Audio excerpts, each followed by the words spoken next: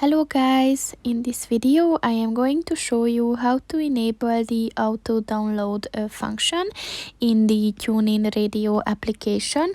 But first I just want to mention, don't forget to subscribe to my channel, because at 10,000 subscribers I am going to show you my whole YouTube revenue statistics and growth strategy, as well as how to make money online. Let's jump into it. First of all, open the application on your phone.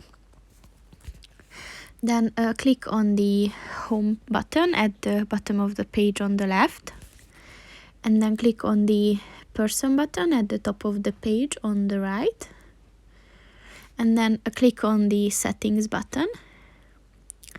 And if you scroll down a bit, you will see the download settings section and the auto download button. So just click on the white circle, and once it is enabled, then you can reach this function. So that's pretty much it for this video, guys. See you in the next one. Goodbye.